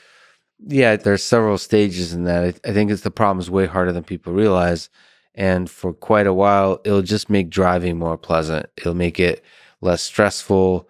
It'll take over some of the boring bits for you. It'll make it easier. Like there's something that happens actually when the car is driving for you in the following way. Like it's staying in the lane. Mm-hmm. It's keeping distance to the car in front of you. Maybe it's changing lanes. It allows you to relax a little bit. Like yes. You still have to be alert, but you become like a passenger and you get to like take in the world. I mean, somehow that's more relaxing without making you necessarily like bored more. Mm-hmm. It's energizes you more. So I just think it makes the driving experience more pleasant. But when you actually fully automate cars, when you can just completely tune out and start reading a book or go to sleep, that might change society like in ways we don't even understand, because you'll have, I mean, it'll probably change the nature of roads because now you can be super productive. Uh-huh. And so it no longer quite matters to you as much how long it takes to get from point A to point B, because you're not wasting that time. You're just continue working. Yeah. It's like public transit that comes to you. Exactly. And so there will be maybe less roads and bigger roads, and it will just change the nature of how we get from point A to point B. I think you're right. But then couple that also with the fact that we seem to be more and more comfortable existing in the digital world. Yeah. So like maybe we won't want to go outside more and more. We'll just interact with each other virtually. And I don't mean Zoom meetings. I mean just in other ways. That's that's more fulfilling than a Zoom meeting. Sure. But then maybe not, because like there's something deeply uncompelling about Zoom meetings. Like podcasts that are remote, unless they're super information dense, at least to me as a podcast fan, kind of suck. They suck. There's no connection. It goes back to the dog thing. With the Zoom, there's no connection. Yeah, and we're not, I don't understand why we're not even making eye contact. I know. But it's just something there. It's in the room. There's pheromones, and that's like out of our understanding. Probably it's just some kind of weird biological. Yeah. You ever have Cheerios in a bowl? The Cheerios tend to go together. You see a cluster of Cheerios. They're never really hanging out on the other side, and that's kind of how people are in real life. I wonder what the physics of that is. So they come together and they stick. It's something with molecules. Yeah, I can't remember what it was, but it was fascinating, and I think that's how people are. And I think. You try to write a TV show or craft a movie with your team, Zoom, nothing there. It's like phone sex versus penetration. One day you'll learn that. I know nothing of either I look forward because I think there's a phone sex Netflix documentary that there's a show or something like that is really popular that I want to go watch. So at least I can learn about that. Okay, I could send you some links. That could really on the internet? you. Yeah. Yeah. But yeah, self-driving car, I think it's just inevitable. It's coming, and these truckers are gonna have to figure something out. Yeah. I mean, that's an understood industry actually, because there's a lot of trucking jobs, and Oh yeah. people don't want to. Well, people don't want to actually take them anymore because it's such a difficult job. So it won't have, or a lot of people believe it won't have as big of a negative impact as folks Oh. anticipate. Oh, good. There'll be other automation. I think they'll have a huge impact. Yeah, for sure. I mean, you already see it in McDonald's. You go to the beep beep beep. Why do you want to get yelled at by the heavy-set woman of color? For making a bad order when you can just hit the screen. But those interactions, I think, are human. I mean, that's part of life. So it is scary taking away everything. How long till we're not fucking? That's coming too. Yeah. Then there's gonna have two types of people. Are you a fuck in real life, or are you a digital fuck person? Oh, I'm a digital. I like real fucking. Sorry, we can't date. That's coming. Well, there's also the reproduction side of sex, which is like with genetic engineering, you'll be able to specify a little bit of details. I talked to Jamie Mertzel about that, like where you can specify like what it'll start with like, I want my child not to have like a high likelihood of diabetes or something like that. And then you get to specify like intelligence. You just get to specify those kinds of parameters until you're like basically trying to create a perfect human, and you lose some of the magic of the flaws that make us who we are. Yes. And I'm pretty sure in the full lineup of humans, like let me give you some information. Lay it on me, I'm sure. Break it down. I'm Good sure. stuff. I'm sure you researched this thoroughly, but a male of the human species, of the Homo sapien, produces 500 billion sperm cells in a lifetime. So that's all. Some more than others. That's all genetically unique humans that you could produce. So even across those 500 billion, you can select. And what so, do you mean, like abort some, or no, you can choose which of them you want. I mean, just imagine all the genetic possibilities that are there. Like all the possible, like you won the race. yes. Shocking. This douche this won is the out of winner. all the 500 billion. You have to imagine what the competition was. Oh, just tards all day long. Handicap. Well, so it's not actually the fastest sperm, or like it's. I think a lot of it is timing and luck. Is what it seems like. There's actual papers on this, and I've actually been reading them. I hope so. So it's not just like the fastest sperm to the egg. Okay. There's a timing thing. So you were just lucky. All right. I believe that. So it's interesting to think about, like, once you're able to specify some parameters of what your child is like, how that changes the nature of even just like the intimacy of two humans getting together and creating together a child. Yeah. I mean, it changes it. It's almost like, I don't know, it becomes like a factory line of some kind. If you don't meet naturally.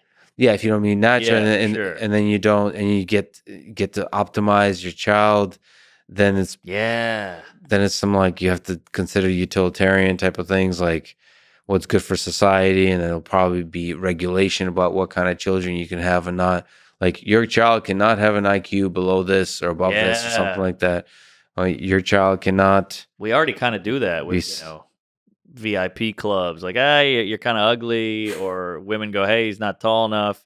We kind of do it a little. Yeah. Especially sexually. Yeah, we do. Can't get on the roller coaster if you're this short, whatever it is. We do it in some capacity. But here, this would be like fully transparent, and to a degree that it's hard to imagine. Like, the way we currently do it, you can at least get around it. Yes. You can at least like trick your way onto the roller coaster, even if you're short. Right. Or the fat guy can get rich so he can get laid. There's other ways. At the risk of asking the totally wrong person this question, what advice would you give to young people today in high school and college about how to have a successful career, or career they're proud of, or maybe have a life that they're proud of? Ooh. Well, first of all, you got to be you got to want a life you're proud of. Not everybody has any integrity. A lot of people just want short money. I want to feel good, look good right now. I want to do Molly. Boom, I'll feel good, But you should space it out. It's almost like saving money so you can use it later. Nobody wants to save money. What do they say? Like 11% of America actually has money saved, $1,000 or some shit. It's wildly low. Everybody wants it now. What do you call it? Immediate gratification. I think the key to happiness and satisfaction is working for something, even if it's like a baby. If you could have a baby in 5 minutes, if a woman you jizzed in her and she had a baby, 5 minutes, boom, newborn, healthy, I think you'd be more likely to throw it away if you could make it that quick. It's the fact that you spent 9 months backbreaking, the labor, the lactating, the ripped placenta and the hymen or whatever the fuck. That's what makes you love it. And I think it's the same with comedy or making money or whatever. Look at these kids who like child stars. They all become heroin addicts at like 22 because their sensors are burned out. Their pleasure sensors. You didn't have to earn it. I think earning it is a big part of life, and always try to do better, try to do more, try to learn new things. Hey, I'm bored. Life sucks. Play the piano then, you chooch. But you won't do it because it takes effort and failure and all that. But that's the good part. Yeah. And I know it's hard to see. So I think that's a good key to life is work hard at something you care about and then love the result. The hard work, the journey is actually way more important than just getting something. Everybody wants to go on Amazon. I got a package. Then you feel good for 10 seconds and all right, let's go on Amazon again. And then it's just a dumb cycle of you being disgusting and gluttonous. So work for it. Everybody wants to take steroids and just boop, I'm buff. Why'd you point at me? Well, I'm just saying. I'm Russian or what? Well, I saw the Icarus. Yeah. But no, I'm not saying you're on roids. You'd be way bigger. But I'm just saying, work for something. And then I would also, young people, eat shit early. Yeah. Eat shit early. I know a guy who kind of got canceled or whatever, and he had an out early, but he tried to get by and he tried to ride it, and it all came crumbling down. But if he had eaten it early, like, yeah, I fucked up, I did that, whatever it was, he would have just kind of been shit on for a month, and then it would have gone away. But now it's his whole identity, and that sucks. So eat shit early, and I know it's hard to see. What do you mean early? I'm in the present, but look ahead, look back. This time will pass. I mean, look at high school. High school is the biggest thing in our lives. Oh my God, this exam. Susie Q hates me. The football player beat me up. Oh, I'll never recover. Now you don't even think about high school. It's just a blip in your dumb life, And that's what this is now. This will just be a blip. So remember that and work towards something and work hard and care about the result. If the result isn't good, try it again. And failure is not always bad. We look at failure as this end all be all. My life's over. I failed. But failure is really just learning. So that's something. So in summary, eat shit early and eat shit often. Yes. All right. Mark Norman. Eat ass. That's escalated quickly. All right. I have a list of random questions for you.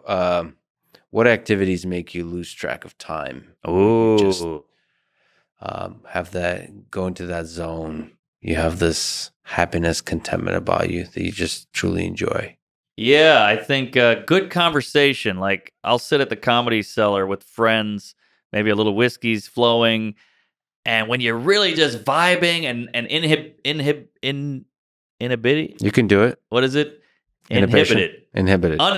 Uninhibited. When you're just vibing and you're uninhibited and you're saying crazy shit and you're laughing and you're not worried, am I seeming cool right now? Am I seeming likable? When you're just you 100% and it's all coming out of you and then they're saying stuff and you go back and forth and you feel that excitement. Oh, they're talking, but I want to say my thing. And, you get all keyed up. I love that. And I look at my watch. I'm like, fuck, it's 3 a.m. We've been talking for 5 hours. So I love that. That makes the time fly by. Also, I bought speaking of self-driving cars, I bought a 1973 BMW car, and it's classic, and it's stick shift, and it's grizzly and gritty and rusty, and it's a bucket of bolts, but I love driving it. Bucket of bolts. Yeah. You and Tom Waits are poets. Have you taken like a long trip anywhere, like a road trip, in your life or with this BMW? Not with it. It's pretty new, but I will. It's a new 1970. Yeah, it's new to me. And it goes in the face of everything we're doing now. Everything is digital, everything is automated, everything is hands off, everything is delivered. And this is the most hands-on thing in the world. And I am dialed in, man. I got the tachometer. I keep an eye on that. Oh, I put the wrong gear in. Shit. Oh, it's about to stall. Put some gas, put some clutch. And it's all just brain power and staying in focus and all that. And it's the opposite of tweeting and texting and watching porn or whatever. So I almost needed that in my life. So I bought this car just to have this little exercise. I hope you don't mind that I'm just trying out random questions I wrote on you that are completely insane. I'm a guinea pig. Jizz in my face. Bring it on, baby. This would be edited down to 5 minutes. Oh. If everyone on Earth disappeared and it was just you left, well, what would your days look like? What would you do? That's tough because I'm already an introvert and I try to avoid people mostly. Like I like a one-on-one. But crowds and all that is tough. So basically unchanged. Yeah, that's what I was going to say. But then that's the irony is I would be so sad to not talk to anybody. So it's this weird, bittersweet thing. But I don't know what I would do, man. I guess it's kind of like when you're hungover, you just go into the primal survival mode. I got to get food. I need water. I'm horny. Jerk off, you just go, you're not like playing the piano or painting or at the gym. So I think I would just go into urges, man, primal urges. Find food, store food. Am I safe? Make weapons, build a shelter that I can't get attacked in. I would go all survival mode. And then once I maybe realized if I was safe or not, there's no wild roaming dogs, I would start exploring. And, maybe somehow get a vehicle and I would try to expand and that would be it. And maybe I'd journal. Exploring to try to find new experiences. New life. If there's maybe there is another guy out there. Oh, so always there's the possibility. Yeah, hope. And then maybe there's a better place I could live. Let's find that. And then moving on. Then maybe there's more food over here. So yeah, the hope would drive me. But it would be bleak and sad and horrible also. So what you're saying is you really want other people to be there so you can hide from them. Yes. Well said. All right. What's an item on your bucket list that you haven't done yet?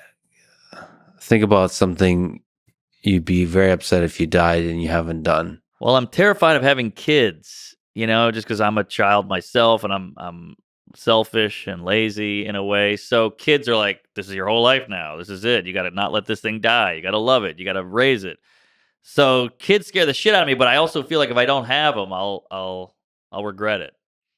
Well, you've seen so many people like you who are fundamentally changed by kids. Yes. Like it's a source. It's a source of like a deep source of happiness, even though you didn't anticipate it. Yeah. So you penciled it into your bucket. Yes. It might be on there. Okay. Do you want kids? Yeah. Well, I want kids. I want to get married. I want to have kids. I kind of I don't like choice. So in the following way, like I appreciate the value of scarcity and the power of scarcity. Like I don't like the modern dating culture. It's not some religious thing or whatever. I just like one girl for a long time. Or at least swinging for that always, like swinging for the fences. But you could be swinging right now. I mean, that's a different use of the word swinging. Sure. But I'm saying you could be clear. You look great. You're handsome. Thank you. Muscular. Thank you. You get the job done. So I feel like you wouldn't leave without an orgasm on her. Yeah. But I just like to, about furries. I like to dress up as animals and I just have trouble finding others who like the same. They're out there. I could show you some chat rooms. You're also my coach for the internet. Okay. What are you most afraid of? I guess on Unlived Life, I was a big fan growing up of like wild guys, like these Teddy Roosevelts who would go out and hunt lions and like bar fighting guys. I was obsessed with the Hunter S. Thompson types. And look, this is what I love about guys like, who's a good example? Like Hemingway. Hemingway was the manliest guy. He had the rifle and the elephant gun and the whiskey and the writing and the women and the fistfights. But people forget that the other side of that coin is I'm sure he was in a lot of hotel rooms weeping. I'm sure he was lonely as fuck. I'm sure he had some wicked hangovers. I mean, he killed himself, for Christ's sake. So obviously he was dealing with something. So the key to me is having this adventurous life, living to the fullest, doing crazy shit, scaring yourself, but also not killing yourself. Like also not hating, because I used to party a lot hard. I used to bang a lot of gals, and the flip side is like, this girl hates you now, or you got herpes, or you're hungover, or your mom is like, where are you? You never call me anymore. And you're like, oh, my mom, I let ties go with my mom. I got to connect. So there's a horrible side to the party animal. The Keith Richards we don't see is not pretty. I mean, he's already weird looking, but he's partying, he's smoking, he's living. But there's another side of that coin. And I think the key to life is living that fucking crazy, awesome, badass life, and also having some, meaning and a little bit of what's the word? Not killing yourself, not going sad, not being depressed. Right. There's a medium there, a sweet spot. Does that make sense? Yeah. So taking big leaps and Hemingway grabbing life by the balls, but at the same time not crushing the balls. Does that metaphor work at all? Perfect. Like Evel Knievel. We all know him. What a badass, fearless. Oh, man, what a cool dude. He's got balls of steel. But he's also lived like the back half of his life in a fucking, Barca lounger where his legs were made of steel and he couldn't see straight and his dick didn't work. So, you know what I mean? You got to have a balance. But you still want the balance. I'm willing to take a little bit of shit for a little bit of fun. But you don't want to go too hard. Well, you got to still risk it. I mean, Hunter S. Thompson, it didn't end well. Yeah. It was quite a ride. Quite a ride. What small act of kindness were you once shown that you will never forget? Wow, that's a great question.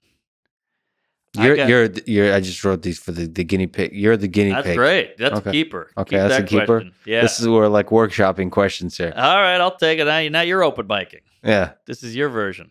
Let's see. There's a couple ladies in high school who were kind enough to hand job me. That was nice, which I really appreciate. I don't think women know how much that means to us. Women are like, "Oh, I'm not a piece of meat" or whatever, and you're like, "I know, but if you just gave me a hand job, it would make my world." It's like telling a kid he's smart or loved. See, most people mention like a math teacher in middle school that would inspire them to get into science.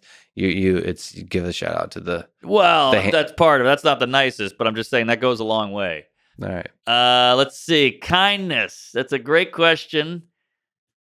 I want to give you a good answer. I got lost when I was like 6. I was walking around with my dad and I zoned out and went away. And next thing you know, I don't know where I am. I'm in a neighborhood. This old guy finds me crying on a lawn somewhere, and he goes, "Come inside." And he tried to call my parents, and nothing came of it. Eventually, they found me after like 9 hours. Cops were there. The FBI's out there, fucking helicopters. And I guess, that's nice. This old guy took me in for a couple hours and just sat me down and kept me safe. That's something. Yeah. Oh, how about Enos? My transvestite nanny. Very kind. He, did you hear about this? No. Okay. We had this transvestite nanny. He was like a drag queen, but it was in the 90s, so it was weird. It was new. And my bike got stolen, and he, my parents were like, what are you going to do? They're poor kids, And he was like, fuck it, we're going to go get that bike. And I was like, this guy's in a wig and high heels, big black guy. Mm-hmm. And I'm like, what are you going to do? It's gone. And he's like, no, we're going to go get it. So we got in the van and drove around my neighborhood, saw the kids fucking with the bike, 5 street toughs. And he goes, all right, you want to come out or should I just do this? And I was like, you do it. I'm terrified. What are you, crazy? And he got out of the van in full, heels and wig. And he went up to these guys and they went off. Oh my God, look at this fucking guy, homo, faggot, all this shit. It's the 90s. And he just stared at him long enough to where they were kind of like, all right, well, I guess we're going to fight you now. And he goes, that's not your bike. And they go, what are you going to do about it? And he puts his hand on the middle of the bike and they didn't do anything. And he just picked it up and said, that's what I thought. Put the bike over his shoulder, slid the van door open, threw the bike in, and we drove off. Somebody stuck up for you. Yeah, and I mean, he could have got. I mean, they had tools. They could have fucking tuned him up 2 seconds. That actually like takes courage. Oh yeah, real courage. And then the reason you do an act like that is that makes a kid like you feel like there's somebody on your side. Yes. That's powerful. Someone on your side is big. It's big. That goes a long way. Especially when they have the risk of getting their ass kicked or their job taken away or whatever it is. Now we're gonna get philosophical, maybe a little bit emotional. Would you rather lose all your old memories or never be able to make new ones? It's a tough one, but I'd go easy answer, make new ones. But don't you think all the shitty things that happened to you kind of... Oh, so my hard drive is wiped clean. It's not... Is it memories or is it how every memory affected me, too? I mean, this is a very... Or do they go hand in hand? I think the reality about memories is you replay them often. You go back to them even when you're not aware of it. You really go back often like that.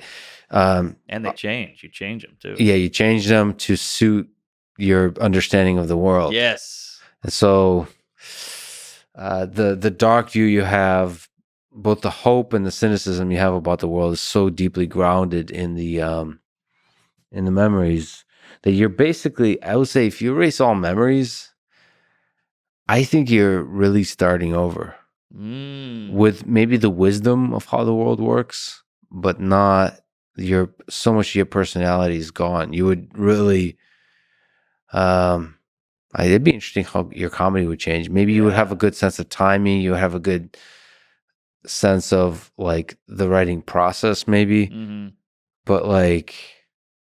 No, you're making some good points, but let me ask you this. Let's say I go to Lake Como with my girlfriend. Now, like I wipe the memory, or I keep my old memories. Let's say I go to, the Tuscany with the lady. Yeah. I just won't remember that? Yeah, but you get to experience it in the moment. Okay. You'll get to enjoy it. Can I look at a photo of it? Yes. But what the hell is this? Yeah, exactly. Oh, fascinating. It's exact. The rules are pretty simple. Yeah. I think everyone knows how the rules go. So, but you would, so what? Well, I was going to say start new ones, but then I realized I wouldn't be who I was without them. Yeah. That's what you're saying. So I guess I'd keep them because I am 38. So I've gotten a good chunk out of life. Yeah. And let's be honest, how many years do you have left? I know, right? I got AIDS. Is it better to have loved? Okay, this question is ridiculous. Is it better to have loved and lost, or to have never loved at all? It sounds cliche, but there's a question. Definitely better to loss. So you enjoy the ups and downs. Yeah, that's life. Sun and rain, baby. I kind of like both. The whole thing, the loss.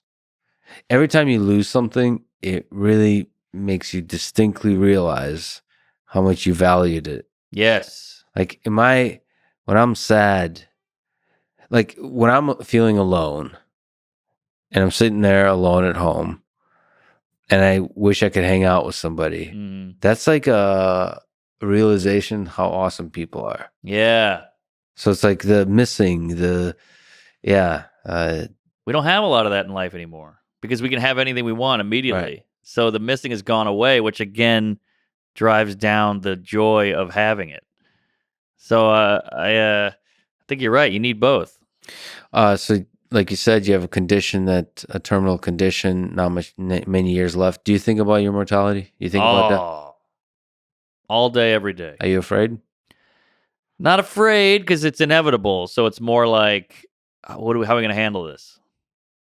It's like the winter is coming. Let's stock up on some fucking nuts. But the existential nature of it, like the fact that this ride ends, like what the hell are you doing any of this for? Like, is it your satisfaction, happiness, short term? But like there is a presumption there that it kind of goes on forever. I think if you truly think about the fact that it ends, your brain almost shuts it down. Yeah, there's some kind of like protective switch that just goes off. I mean, that's why the Stoics, encourage people to meditate on death because it somehow reorganizes your priorities. It helps you like, holy shit, this ends, make the most of the day. Yes. It's just a nice thing, but still, you can't quite comprehend that the thing ends.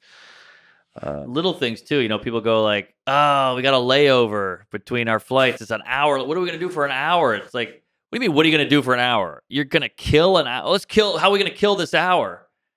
This is part of your life. You're just trying to get rid of it. You're just trying to kill it. That always blew my mind. Like, hey, fuck it, let's go hit the airport bar. Let's get a candy bar or something. Yeah. Anything with bar.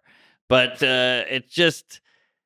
You gotta live. I hate this. Like, how are we gonna burn? Oh, the bar didn't open for 15 minutes. What are we gonna do? Well, we got 15 minutes. We got the world is our oyster. Yeah, make the most of it. Yeah, and like you said, in modern day, actually, the boredom is a gift. Like when you're waiting for something, that's a gift. You get to be with your thoughts. Yeah, those are the same thoughts you'll have when you're on your deathbed. There won't be you won't be scrolling TikTok on your deathbed. I hope not. Jesus. You'd be well, actually, maybe you would be. What a sad existence. Because it would be a good, like, content creators would be like, ooh, I'm dying. This would be good content. Yeah. I want to be able to film the exact moment it goes, beep. Like, last words. I wonder what my last words will be. This would be a good way to, like, end the account with a bang. Yep. I like that. Well, you ever seen that meme where the old guy in bed, he goes, I wish I had tweeted more, and then he dies. It's so true. Could be the future. What do you think is the meaning of life? I don't think there is one. Everybody always throws that out there. There isn't a meaning. I think we're here. We're lucky to be here. I think there's no afterlife. There's no heaven. That's all shit we tell ourselves to feel better.